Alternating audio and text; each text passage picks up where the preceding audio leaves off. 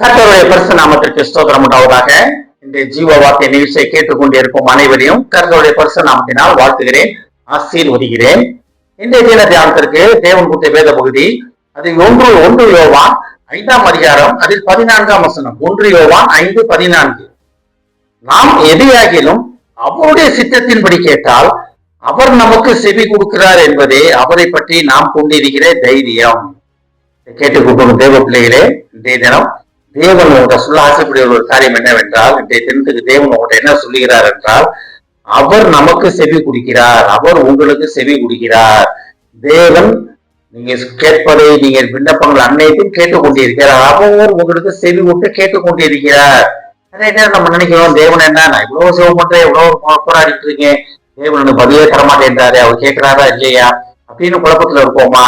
அதனால்தான் தேவன் அழகா உங்களை நோக்கி வருகிறது, இந்த வார்த்தை வருகிறது. அவர் உங்களுக்கு செவி கொடுத்து கொண்டிருக்கிறார்.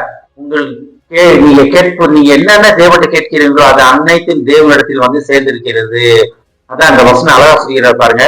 அவர் நமக்கு செவி கொடுக்கிறார் என்பதை அவரை கொண்டு அவரை பற்றி நாம் கொண்டிருக்கிற தைரியம். அழகா பாருங்க, அவர் நமக்கு செவி கொடுக்கிறார் என்பதை அவரை பற்றி நாம் கொண்டிருக்கிற தைரியம். அப்ப தேவன் உங்க வார்த்தைகளுக்கு செவி கொடுத்து கொண்டிருக்கிறார் என்பதுதான் தேவன் மேல் நீங்க வைத்திருக்கிற தைரியம், உங்களை கொண்டு நீங்க வைத்திருக்கிற தைரியம்.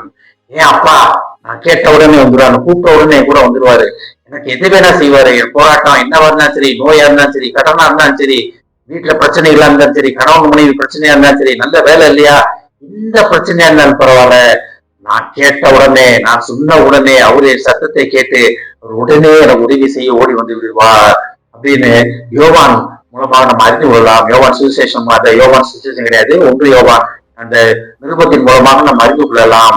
அப்ப தேவன் நமக்கு செவி கொடுக்க தயாராக இருக்கிறார். அந்த தைரியம் நம்ம கிட்ட இருக்கிறது. நிறைய நேரத்துல நம்ம கேட்கறது இதெல்லாம் நடக்குமா நடக்காதா அப்படின்னு ஒரு டயலமா, அதாவது எப்படி இதெல்லாம் நடக்குமாக, அவங்களுக்கு நடக்கும், எனக்குலாம் நடக்காது, ஆனாலும் கேட்டு வைப்பான். படிச்சு முடிச்சுட்டு வேலை பார்க்குற பிள்ளைங்க, வேலைக்கு தேடுற பிள்ளைங்க எல்லாத்துக்கும் அப்ளிகேஷன் போடுவாங்க, எல்லாத்துக்கும் ரெசியூம் அனுப்புவாங்க. தில்லாச்சும் உங்களை வந்துட மாட்டோமா அப்படின்னு. அப்படி கிடையாது. தேவன்கிட்ட ஸ்பெசிஃபை பண்ணி தேவன்கிட்ட கேட்க வேண்டும்.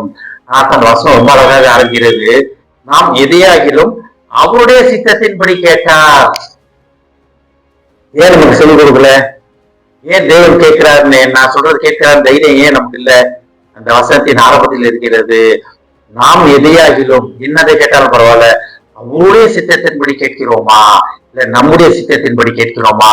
தேவ சித்தம்னா என்ன? எல்லாம் நல்லா இருக்கணும், எல்லாம் அன்பா இருக்கணும், எல்லாம் பரலோகத்துக்கு வரணும், இதுதான் தேவனுடைய சித்தம். இதேதான் யோவான் சுவிசேஷத்திலையும் அழகா சொல்லப்பட்டு இருக்கிறது. நாம கேட்பது எப்படி? அவருடைய நாமத்தின் நிமித்தம் நீங்கள் எதை கேட்டாலும் அதை தருவேன், நீங்கள் எதை கேட்டாலும் அதை தருவேன்னு சொன்ன அதே சுவிசேஷத்துலதான் அவருடைய நாமத்தின் நிமித்தம் நீங்கள் எதை கேட்டாலும் அதை தருவேன். அதேதான் இங்க ரிப்பீட் ஆகுது.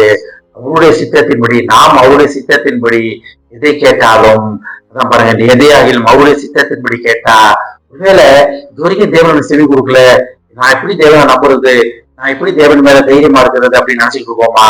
இன்றைய தினம் நம்மளுடைய பிரேயரை மாற்றுவோம், தேவனிடத்தில் கேட்கும் காரியங்களை முறையை மாற்றுவோம், அவருடைய சித்தம் என்னவென்று தெரிந்து கொண்டு அதன்படி கேட்போம். தேவன் நமக்கு கட்டாயம் செவி கொடுப்பதற்காக காத்துக் கொண்டிருக்காரு. கேட்டுக்கொண்டு தேவ பிள்ளைகளே, எப்படி அவர் சித்தத்தை கேட்டுக் கொள்வது?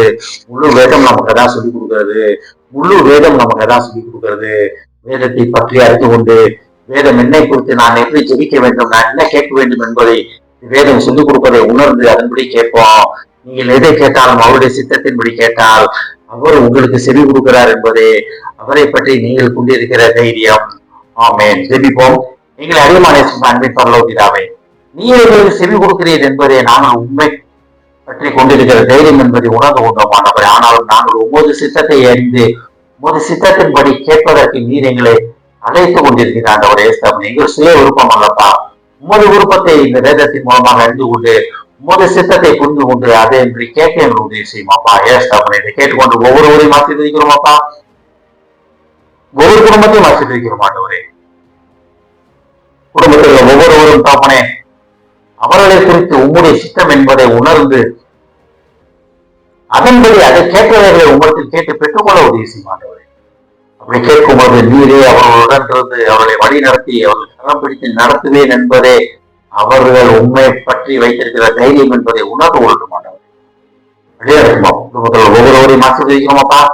குடும்பத்தில் உள்ள வயதானவர்களை தொட்டு பலப்படுத்துகிறோமாப்பா. மரத்தை தெளிக்கிறோம் ஆண்டவர். வயதான காலத்தில் பலவீனங்கள் நீங்களாக்கி பரிபூர்ண விடுதலை தரமாட்டவரே ஆசீர்வதிக்கும். இயேசுவின் மூலமாய் கேட்கிறேன் நல்ல பிதாவே. ஆமென்.